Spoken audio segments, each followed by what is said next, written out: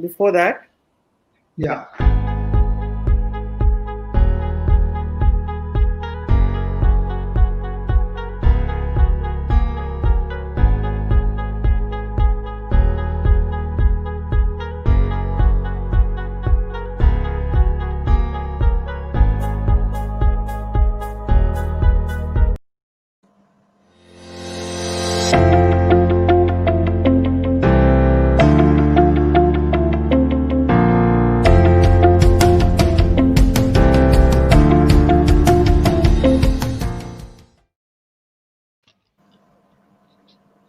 Good afternoon and very warm greetings from the Asian Confluence. A very, very warm welcome to this unique conversation between two extremely experienced minds of our nation. Dr. Rajiv Kumar, who is a leading economist of our times and currently the Vice Chairman of India's apex planning and policymaking institution, the NITI Aayog. In conversation with Mr. MP Besbarua, former member of the Northeastern Council, currently the chairman of the Governing Council of the Asian Confluence, who again is a very well respected and familiar name from the Northeastern region of India. Today's conversation is on the topic India's Northeast development challenges and strategies in the post COVID era. COVID 19 has posed many challenges and presented new opportunities to mankind. A new normal is being imposed, and much depends on how nations and communities and individuals deal with it. As in India, as we enter Unlock 4.0, and as India continues to play a leadership role in the world and in the Asian neighborhood, the direction and strategy of the development of the northeastern region of our country holds immense significance due to its strategic location and immense potential to be the growth engine for the country and the neighborhood. The Asian Confluence was formed and has been actively working on the mission to bridge the knowledge and psychological borders between India's northeastern region, the rest of the nation, and our eastern neighborhood. We have been actively creating and fostering research and advocacy programs that create narratives which complement the ongoing developmental efforts initiated by the Government of India and the state governments, with focus on sectors such as water management, concepts of federalism in natural resource management, agricultural development, tourism development, transboundary value chain creation of goods and services, and above all, we are very actively connecting stakeholders and ideas beyond boundaries of states, nations, and cultures. The thought leadership of NITI Aayog is key for the nation in setting the future course of action. Therefore, today's conversation with none other than Dr. Rajiv Kumar is very special. Really, thank you so much, sir, for taking time to be on this conversation with our chairman, Mr. MP Besbarua. A special welcome to our invitees and viewers.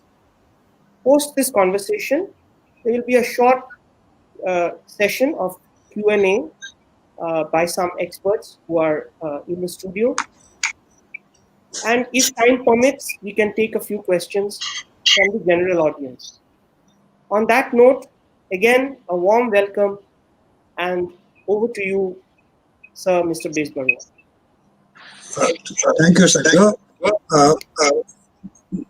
Dr. Kumar, it's a great pleasure to see you, and thank you so much for so readily responding to our request to be with us. That sends a very strong message, the message that you care for the Northeast, and that's a very reassuring thought for Northeast now, because the people are feeling very, very worried about the outcome of the economic conditions. We are very keen to hear you, so I would not go into a long speech and just mention a few points. We are, of course, meeting in the background of a very, very gloomy economic situation for the country, but we would not like to go into those macroeconomic issues. We would like to concentrate on Northeast and how we can get out of the economic problems that COVID has brought to us. We in the Asian Confluence are trying to create the third space, that's people's involvement. and on our using our resources, which is the water resources, for example, horticulture, tourism, and other things, to create a regional cooperation for development of the Northeast area. As I see it, you are very aware about the problems of the Northeast, but one important factor in the Northeast today is that there is a very heavy, revenue expenditure of the state governments and very little left for capital input or infusion, resulting in the creation of demand is lagging. And there is at the same time, because of various reasons, capital input from the private sector has not been also as satisfactory as would be required at this moment. The result, therefore, is that the region also is having a problem that it's heavily dependent for most of its requirements from outside the region. That also creates an outflow of the income. All these factors are putting a great strain, and there is a great demand always for central assistance, and for traditionally government of the Northeast have been depending great on its central assistance, and there's a very great demand for the people for more and more state intervention. And again, the states are unable to have that intervention because of the problems that we are facing now, and particularly because of the uncertainties now relating to the devolution under GST. And though some openings have been made out for borrowing, how far the state should be able to borrow, constraints remaining with them, also is something to be looked into. There is a very preponderance of the small and medium enterprises in the Northeast. That's the backbone of our economy, and the service sector. Both the sectors are terribly crippled now. Small and medium enterprises are struggling for survival. And the National Recovery Program has addressed the question of liquidity to some extent, but facilitating borrowing from the RBI, borrowing from the banks. But the industry doesn't feel very confident as yet because the weak infrastructure of the banks in the Northeast and their capacity to allow that amount of liquidity that this industry is looking for. The industry also has a problem of guarantee of the loans given, and many demands have come for allowing the margin money assistance, etc., for them so that they can take loans and survive.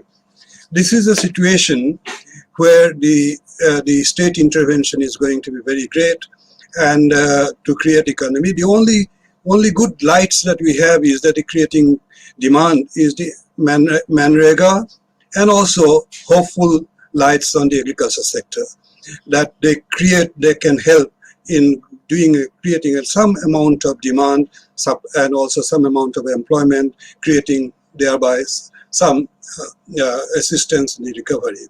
So we are particularly keen to know from you, Dr. Kumar, is there any special strategy you have thought about the Northeast, considering that always Government of India have put Northeast on a special pedestal?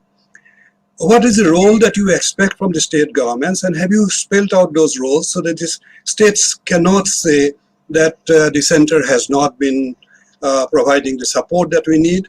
So these are some of the questions that are uppermost in our mind, and we'd like to hear you, and then we'll go forward on the issues that come forward. Thank you, Dr. Kumar, again, and I will up to you now. Yeah. Thank you, Mr. Bezbarua. Good afternoon to you, and good afternoon to Sabyasachi, Datta, and to all the other people who in the audience. Also, my two colleagues who are sitting here, Mr. Prem Singh, who is the advisor, who is the senior advisor for looking after the Northeast. He's here. Mr. R.P. Singh, he's also here from my office. So just to introduce them and then to say what a pleasure it is to be here in your midst.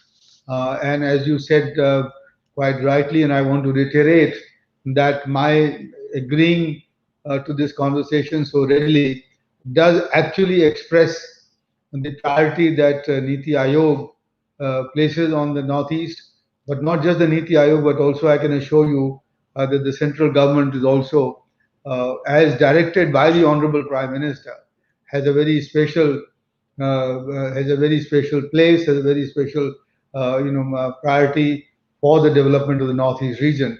This government, as you know, from the very beginning, since 2014, has been uh, almost one can use the word hyperactive in promoting Northeast, and I think you used the very right word that it has put Northeast on a strategic on a pedestal, as it was, and I think that's and we tried to work out many things in the last 3 or 4 years that I've been here, and some of it will surely I'll go over them some of those things in my talk just now.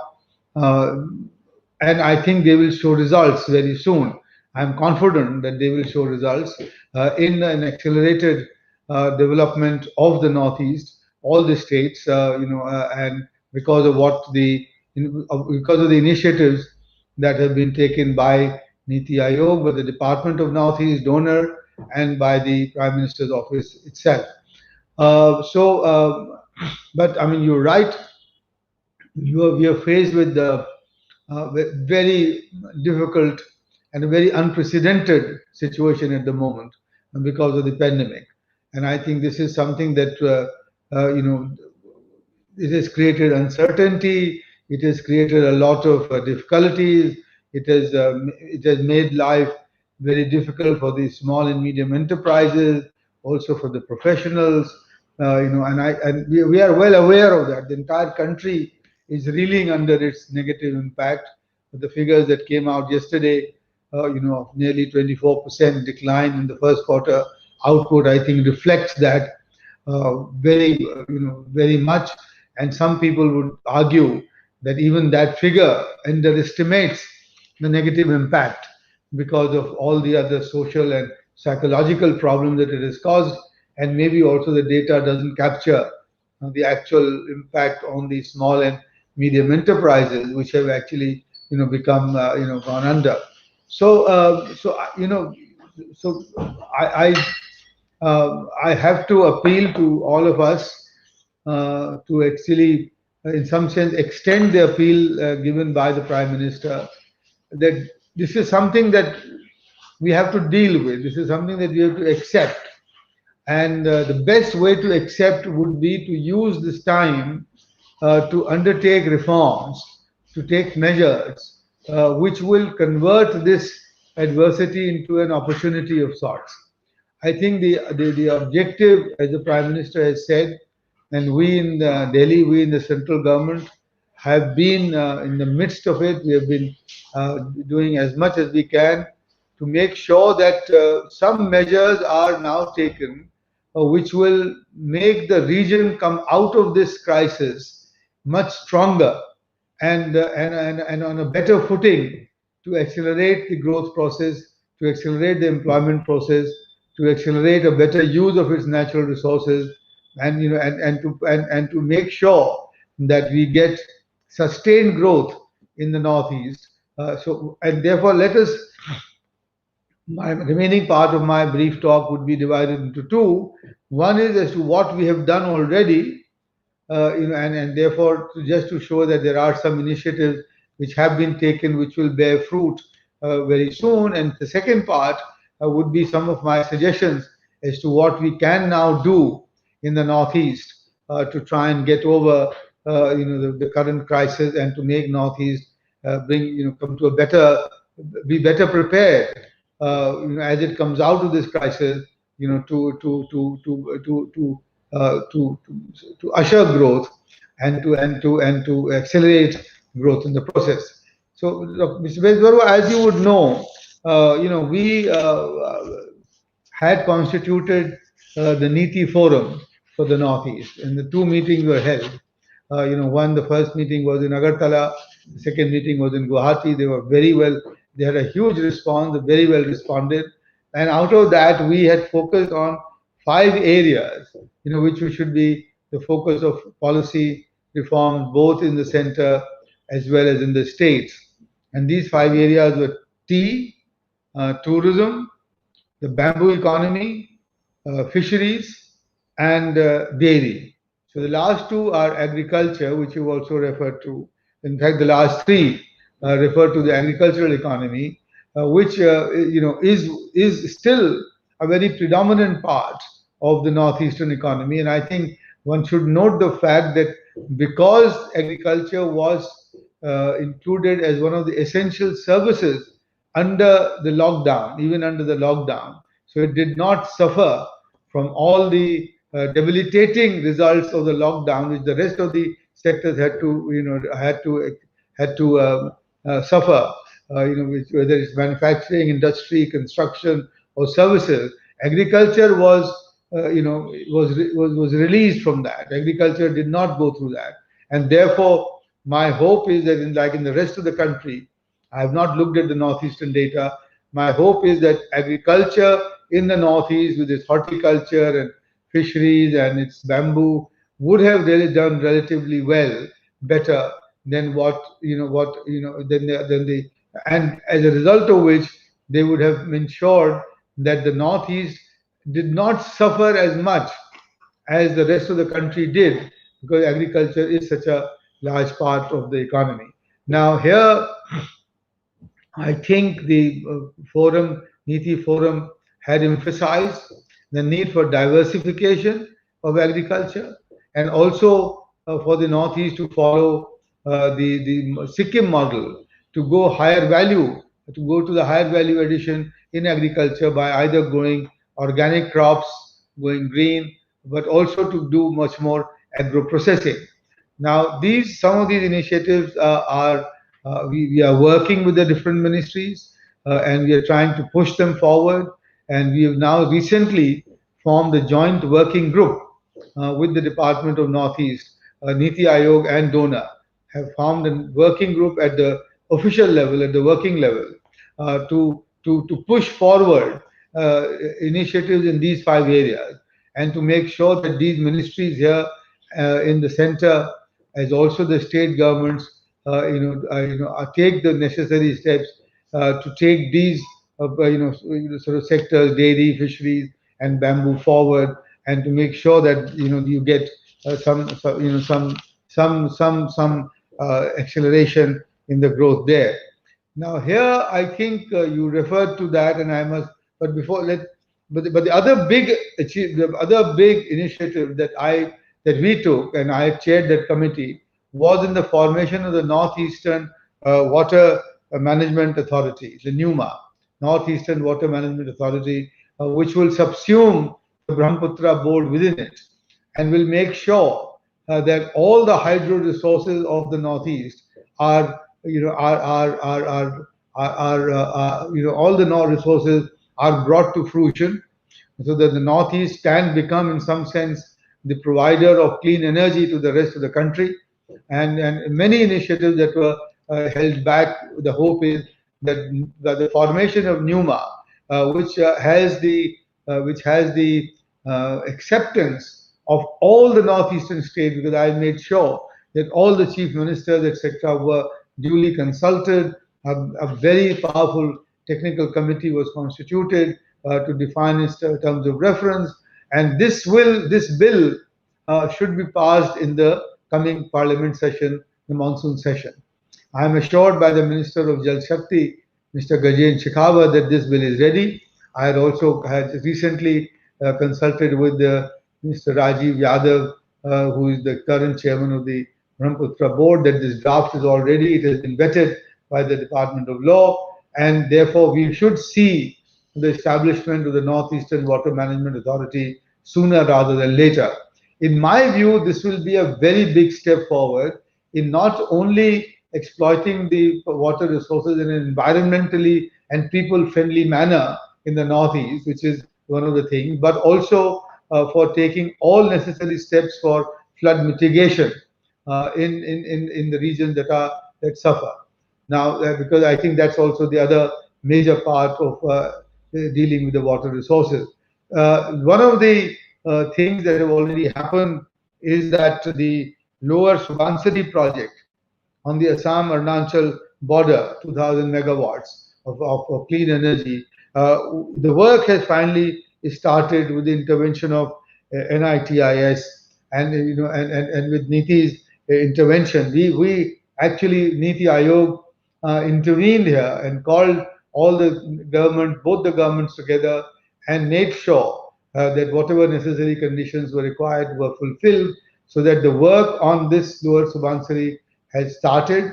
I hope it will be completed in its timeline, and once it is done, you can well imagine that that will be the beginning of the full exploitation of more than 60,000 megawatts of hydropower that remains locked up in the northeast, and that will bring revenues both during construction and after, with the sale of electricity to the rest of the country, over and above what is needed in the northeast. So I think that's the so those two are major steps that have been taken already, which as I said, will show results sooner, in due course, to the benefit of the Northeast. Now here, the on the let me come to the five areas that I had mentioned, which is tea, tourism, bamboo, fisheries, and dairy. You know, and relate that to your question, to your issue of state capability. State financial fiscal capability, and also the state governance capability. Now it's very clear, Mr. Beswaru, and I put it to all the others, that in a situation where the fiscal pressures are so high, where more than 90% of states' revenues are spent on revenue expenditure, where very little is left for capital expenditure, and also that the borrowing limits of the states as well as of the center are under tremendous pressure. I think it is incumbent upon us to look for other sources of capital and resources. And I think that is where we need to look at both the private sector, domestic private sector, the foreign direct investors, the foreign capital, as also the multilateral institutions like the Asian Development Bank or the New Development Bank or the IMF or the those are the two Asian and or the World Bank for financing our much needed infrastructure and manufacturing and other projects. I think that is where we should look at, and I think and I will take measures along with the donor in this joint working group to try and see as to how this can be encouraged, because that's the way forward. I think it is time that we gotten over, both mentally in our mindset as well as in actual terms, the extreme dependence of public finances to finance infrastructure, manufacturing, and other development in the Northeast. We have to make the Northeast attractive, as attractive as we can for private investment. And what I've asked my colleagues to do, and what the joint working group will do, for example, is that we have identified all the compliance burden that we have in the governments, in the different states, which are the regulations, the procedures, the licenses, the clearances. A recent study by Team Lease India, Manish Sabarwal, says that there are 65,000 of such regulatory compliances that we impose upon the private sector, of which I think 37,000 are confined to the states.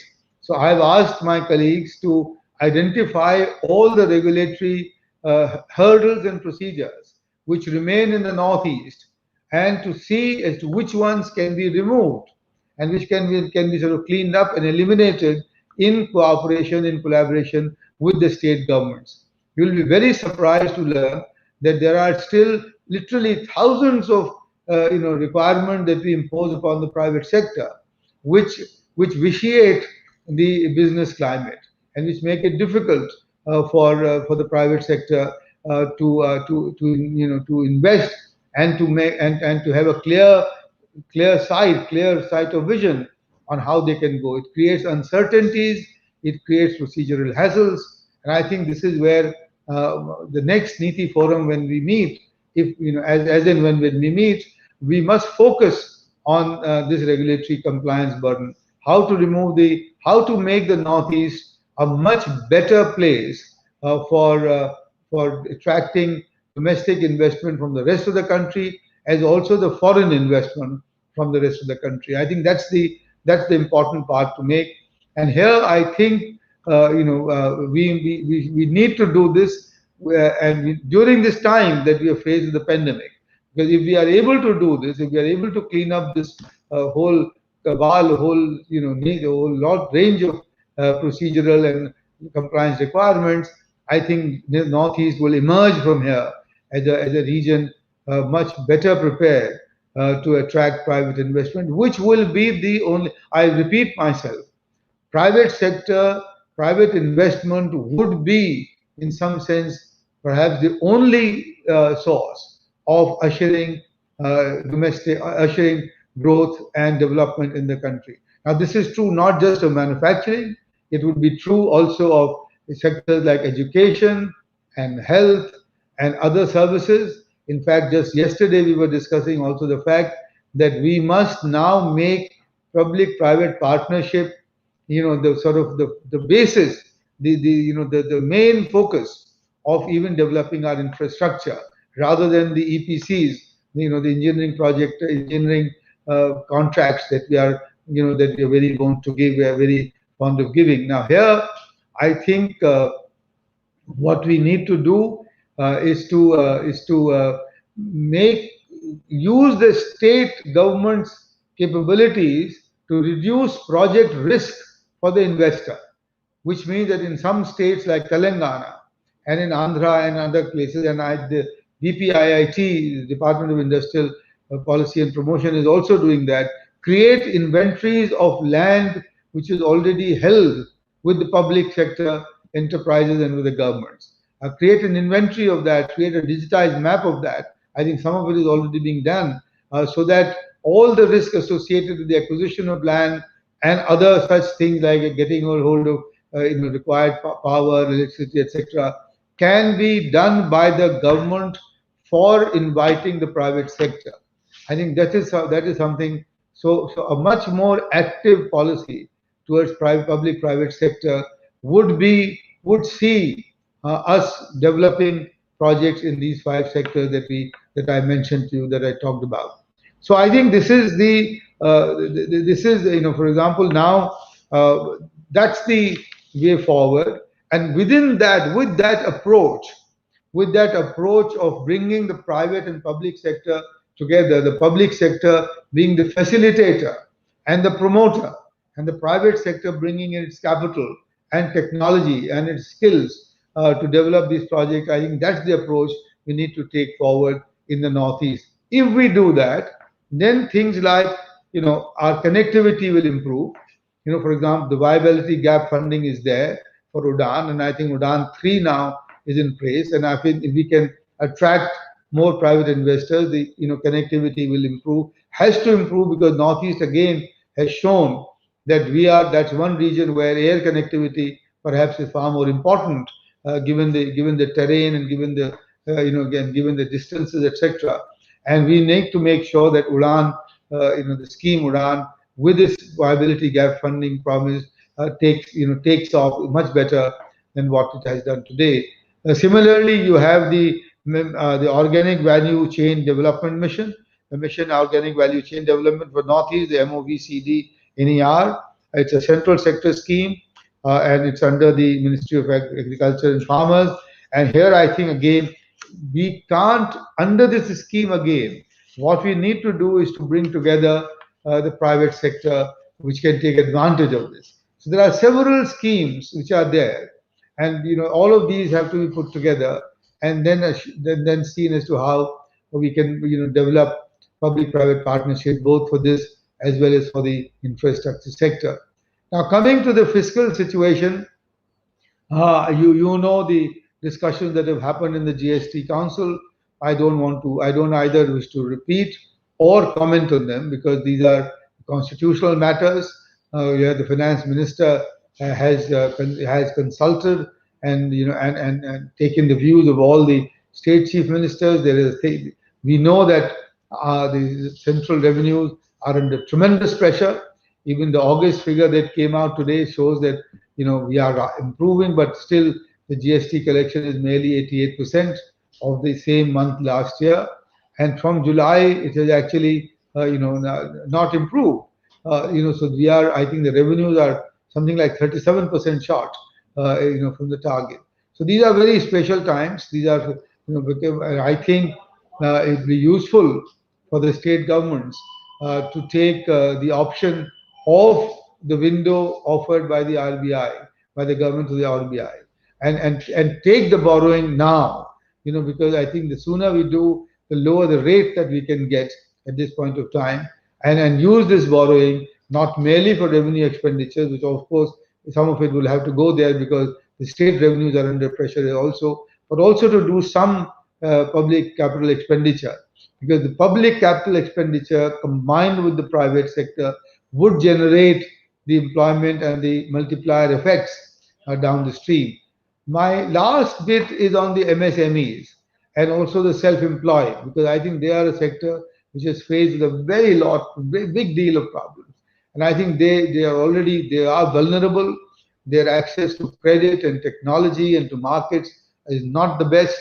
And I think they have suffered unduly. Now, I think here, if every state government can make sure that they handhold the MSMEs to take advantage of the credit guarantee scheme announced by the central government for 3 lakh crores, out of which only a lakh of crores has so far been dispersed. So there is money there available for the small and medium enterprises.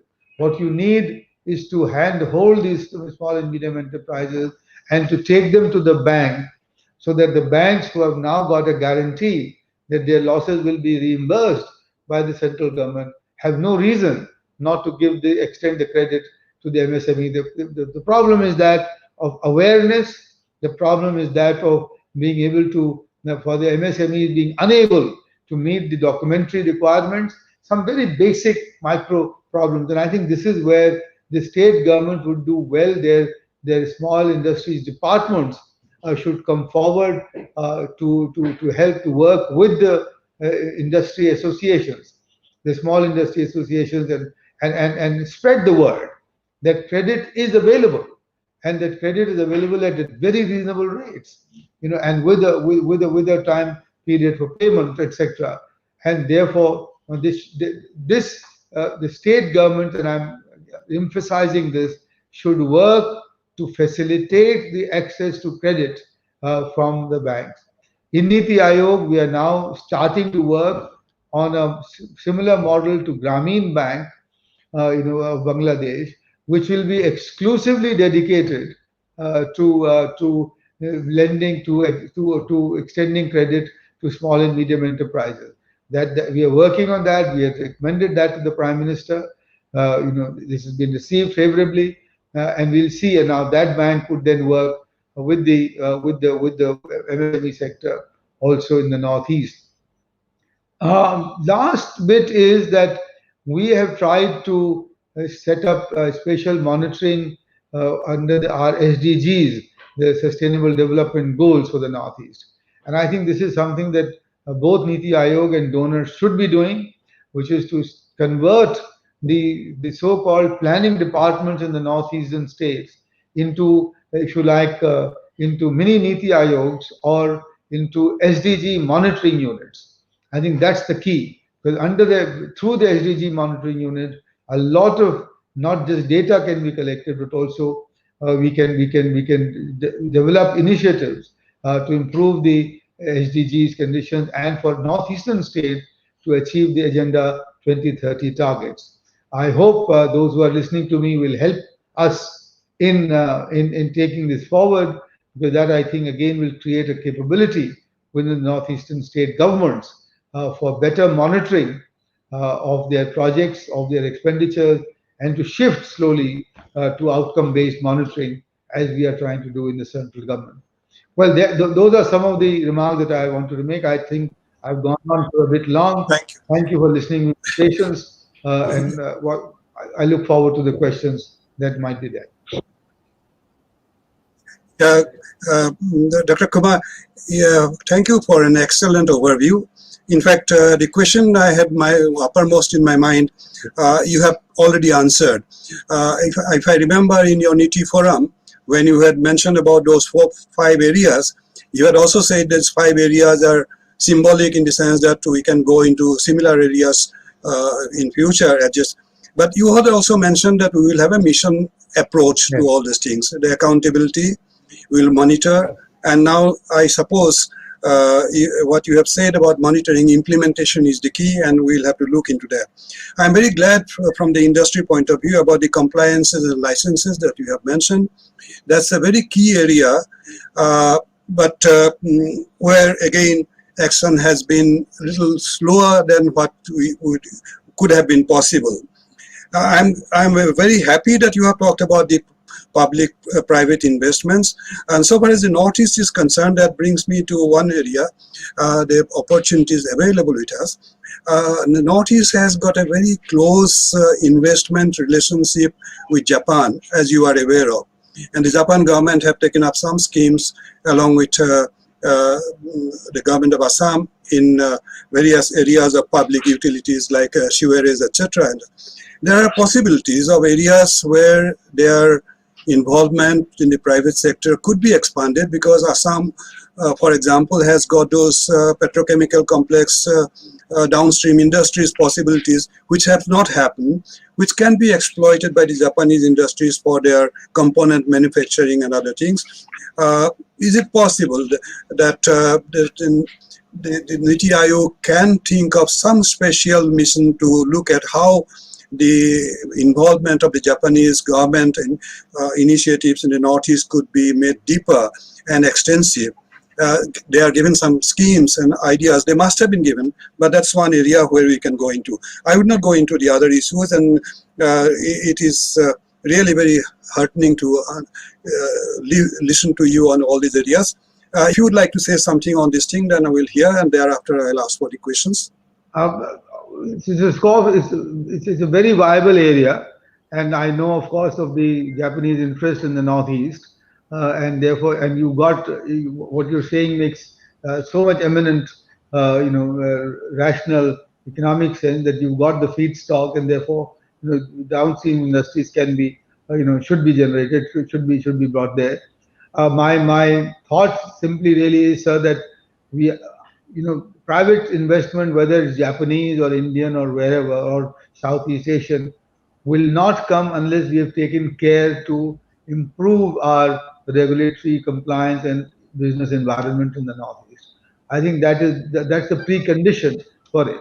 Because whenever you talk to any investor, there are 2 or 3 issues that they always come up, for the Northeast. One is, of course, the connectivity issue. The second is the, availability of land. Then all the procedurals, the special permission that you have to get, etc., etc.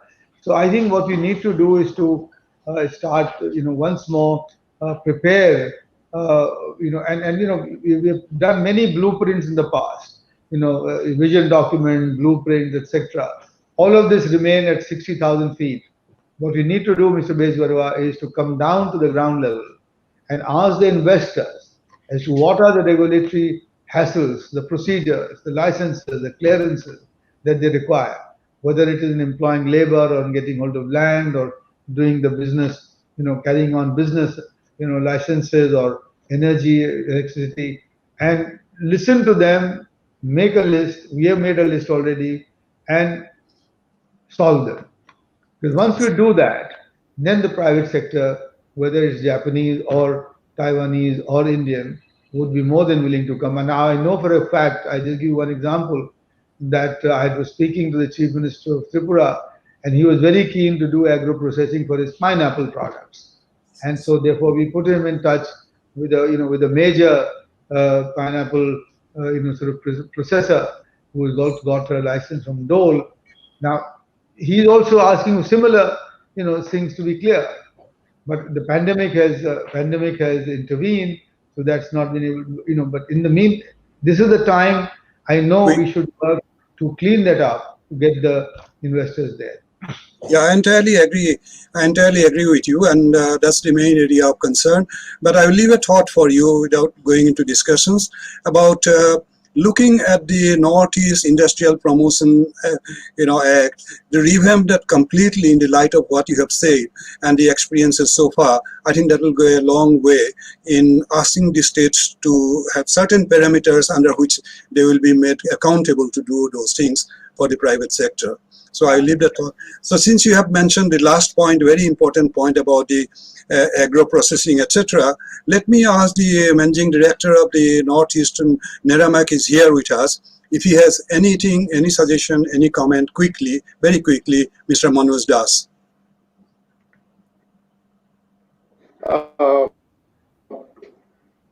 Good afternoon, sir. Thank you for giving me this opportunity.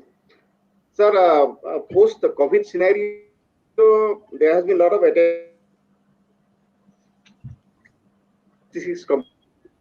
communities, and they have different cuisines, and they use a lot of herbs, sir, and it has given a lot of immunity to the population here, and we see one of the lowest death rates, fatality rates in the COVID scenario. I think we have to do some research in that, sir.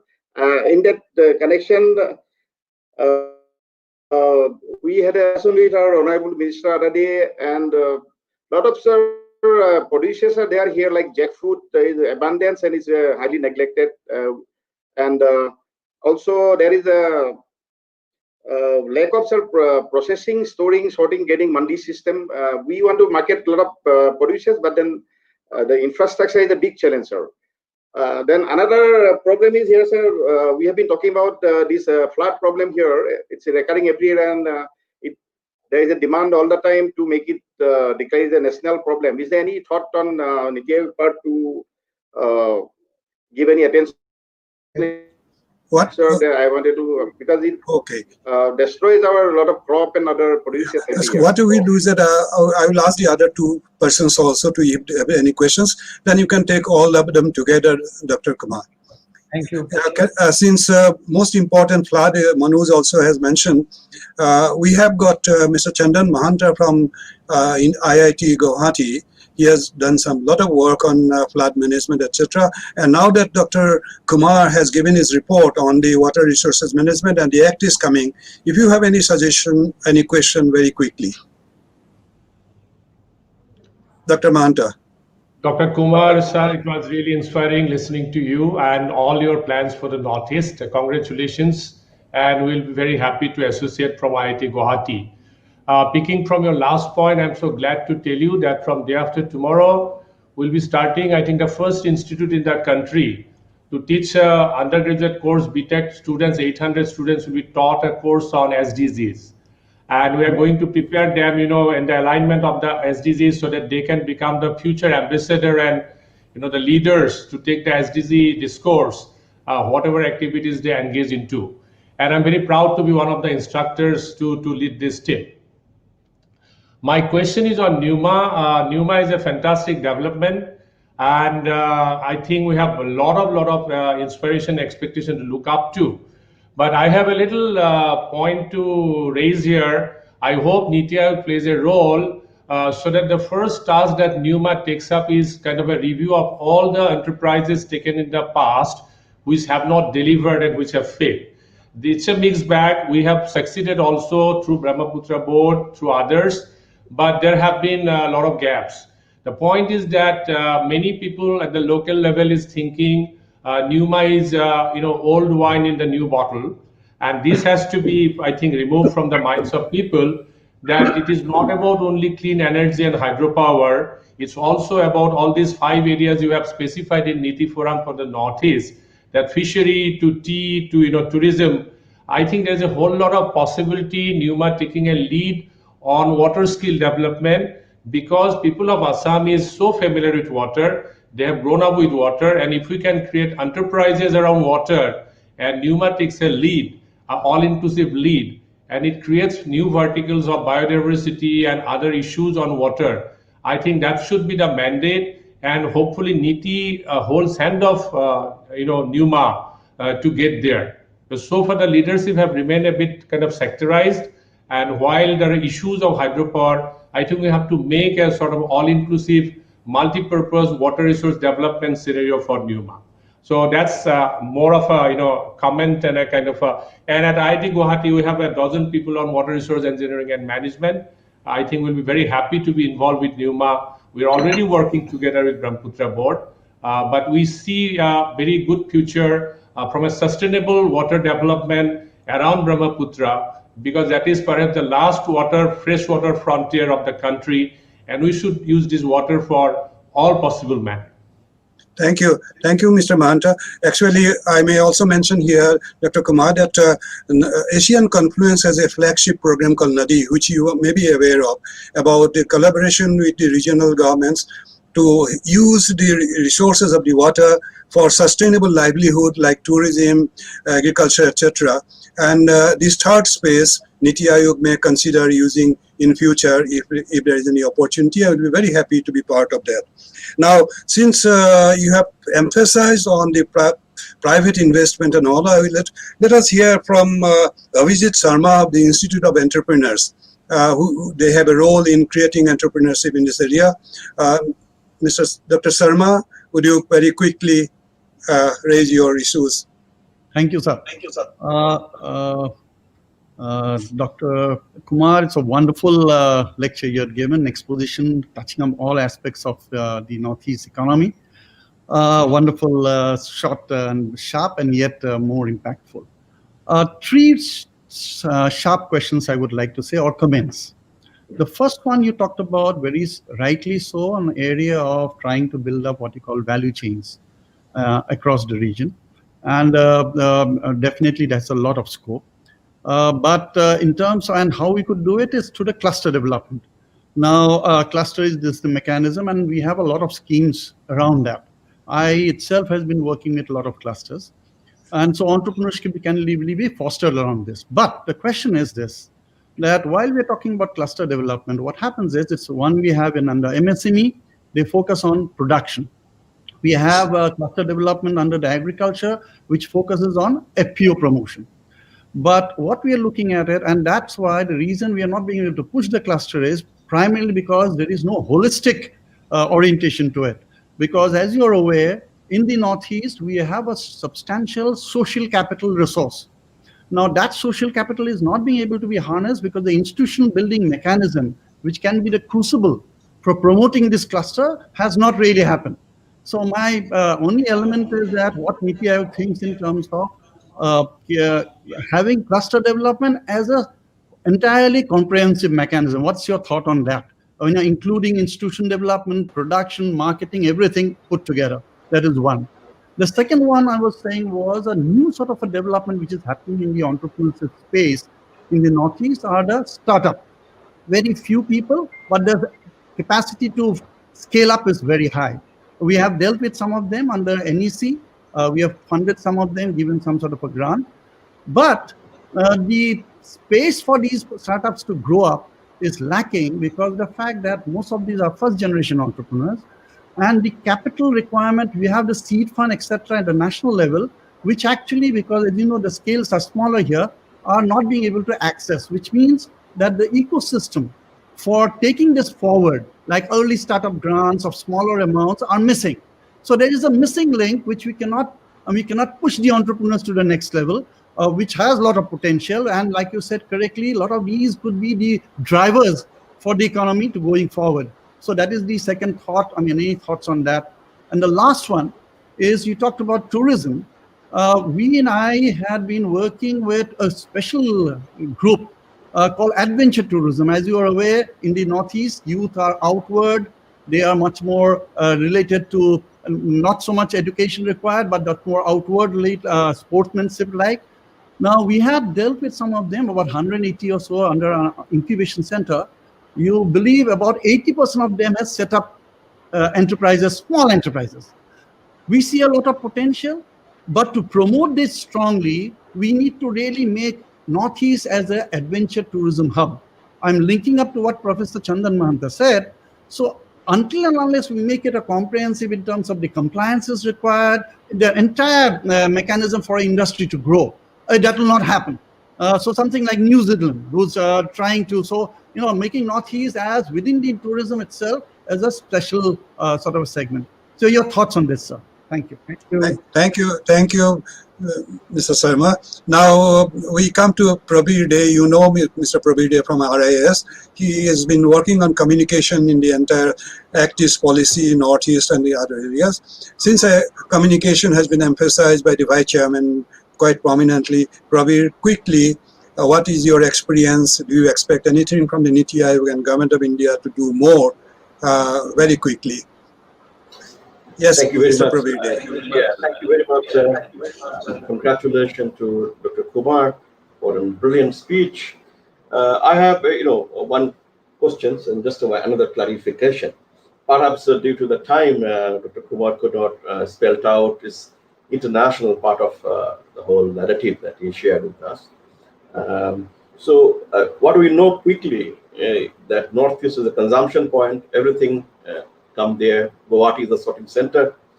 So, what's the NITI Aayog is thinking about logistics, supply chain, and first of all within the country, and then beyond border, particularly with Bangladesh, through waterways, through roadways, and other mode of transportation, and also with the North, Myanmar, and going into the ASEAN market. This is one. Maybe when we talk about NITI Forum on Act East, international component, which is perhaps didn't get us adequate space in the whole discussion, may Dr. Kumar would like to bring that up front. In the post-COVID, there needs more interactions, as you said, and correctly said, agriculture, horticulture. So agri-horticulture value chain, can we do something with Bangladesh and Myanmar?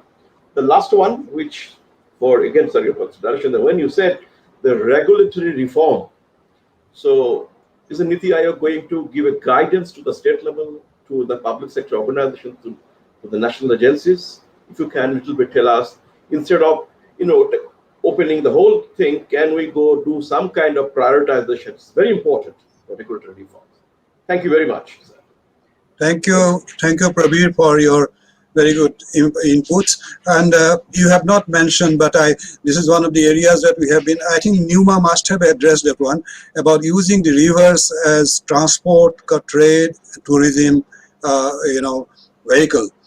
So that is one area also. Now, Dr. Kumar, this is quite a few issues have come. We'll up to you to. So thank you everybody, and I try and answer everybody. And but if I miss out, then sorry in advance, as it were. On agro processing, I think all the points that Mr. Manoj Das had made were very well taken, and agro processing is the way forward. And as I said, and I gave my own example, that I am especially conscious of that, and agro processing will help not just the region, but I mean more specifically help raise farmers' incomes, and that's what we must do. Especially also because Northeast can offer such an amazing new quality of agro products. Forget the cereals, the nutri products, the horticulture, the fisheries, the orchard, the fruits. So I mean, and then organic and green. So I think Northeast is a region where India, it could become, as it were, in some sense, the high value agro processing center, high value agro producing center for the country. And I think this is, that's something that we will try and work out. And our idea was, when we talked about, dairy and fisheries and bamboo, that was the thought taking forward. So that's very well taken. I want to congratulate Mr. Mahanta for starting the course on SDGs. Wonderful. This is a great initiative, and we will try to work with you. I will request my colleagues in the Northeast vertical to work with you to establish these SDG units in different states of the Northeast. I think you have a connection already with the state governments, and I think we should have a time-bound plan for creating these units. And you would be the best person to work on this together. The Administrative Staff College of India has already been tasked to prepare training material for SDG monitoring and SDG capability for each state. They are in it already. They are doing it. We will connect you with them so that the two of you could come together and create this capacity in the Northeast. I think this is on the NUMA. I want to assure you that it's not going to be old wine in new bottles. It's going to be a very fresh, very fresh fruit squash in new containers. And so I think and whatever you said about is multi-dimensional activities, we'll look at that and we'll see. But you will agree that the principal objective must be to have the fullest use and utilization of the abundant water resources, whether through entrepreneurship based around water or in or in hydropower, etc. So those points are very well taken, and as and when it's created, I'm sure they'll be in touch with you. On Nadi, sure, we'll look at it, Mr. Bezbarua. If you will send us a note, then we'll see what we can do and how we can collaborate. Sounds like a very good idea. On value chain and cluster development, on startups and tourism, adventure tourism. Again, all those points, I don't need to comment on them. I think they're very well taken. I'm not so clear about the idea of how to use the social capital, but I mean, if you tell us and if you write us a note, then Now, on the startup and scale up, capacity and the absence of angel funds and first capital, etc. I think all of that is related to my piece on improving the business environment in the Northeast. And that's where I think we should focus on this, because I think that's the ground reality. We can't wish for these angel funds and the venture funds and the venture capitalists to come to Northeast. We have to create the conditions for that. And I think what we need to do is perhaps the NEC or the Asian Confluence or IIT or the private sector, the Institute of Entrepreneurship, please take it up as a project as to what, and you can find out. It's not so difficult. What is it that we need to do to attract such investment into the Northeast? And then we will, from NITI Aayog, work with you to the extent possible. On the logistics supply chain, Praveer, wonderful to hear from you after a long time. Already we have, NITI has, just recently we did a significant interaction with the Department of Logistics in the Ministry of Commerce. The Special Secretary there has promised, they had commissioned a very big study in the Institute of Foreign Trade. They made the presentation. We've asked them to come up with the specific action points. And this is where I think if you send us your suggestions, very nitty-gritty, on-the-ground suggestions as to what should be done to improve logistics, we'll be very grateful. Not 60,000 feet plus, please, and not, we know about that we need to have more airports, etc. But whatever else you think is required, whether it's bonding area, is the customs, is the railways, is the road, whatever, please send us those. And I assure you that NITI Aayog will work with the Department of Logistics to try and solve it in a time-bound manner. On the river front, I had a recent meeting. They made a presentation. The minister, I think, is Mr. Mansukh Bhai, on the Inland Water Authority. The Inland Water Authority, NH1, is already going to be operational from Varanasi down to I think down to Howrah, and they have got Brahmaputra in mind to create the inland water river transport system there. Whoever is interested should work with that department. It's a very dynamic department, and keep us in the loop. And I think it is the right thing to do to reduce pollution as well as reduce costs, because I think it's 1/9 the cost of road transport and 1/6 the cost of train transport. So I think that's what we need to develop. Already the work is on. They want to connect the the Brahmaputra inland water channel to the Ganges somewhere in West Bengal. So we should take. But the more important thing, I think, the big step that's been taken is that finally now you've got the Anshuganj thing finished, so that you get an access to Chittagong port now, finally, and that's been a wonderful achievement. The working with the Bangladesh government, the people in the Northeast must push that, because that will make you from a landlocked to a land sea access area, and you can then revisit what was happening before you became landlocked, because the access to Chittagong port its further development can be the big, the big sort of outlet for the ASEAN markets from Northeast, where all these products that we're talking about can be exported. Let me end there, except for saying that tourism again. Adventure tourism is one part, but there's a whole lot of ethnic tourism that can be actually encouraged as well.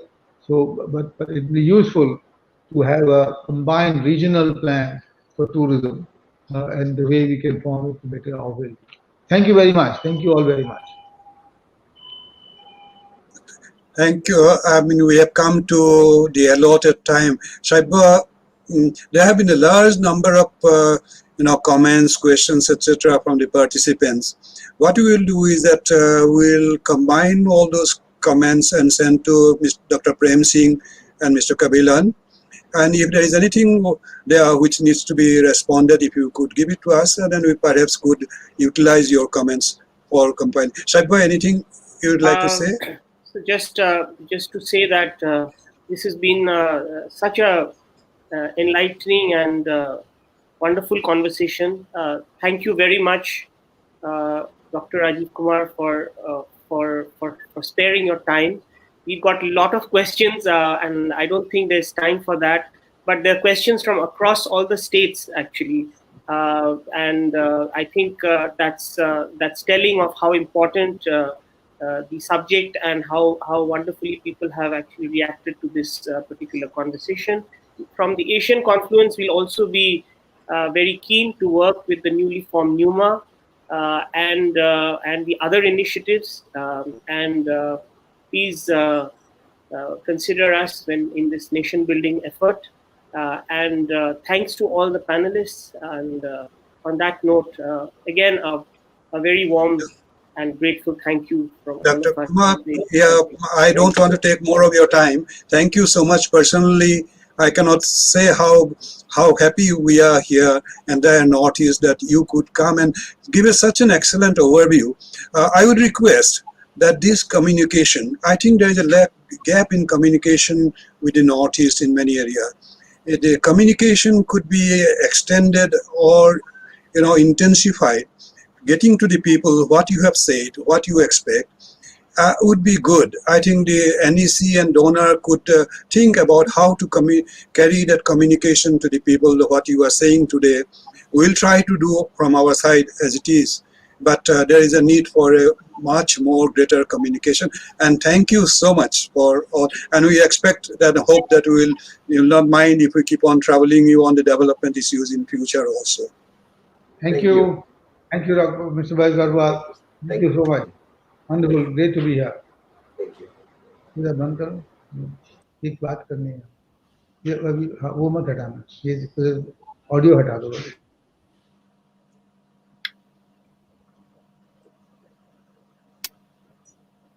Yeah, I think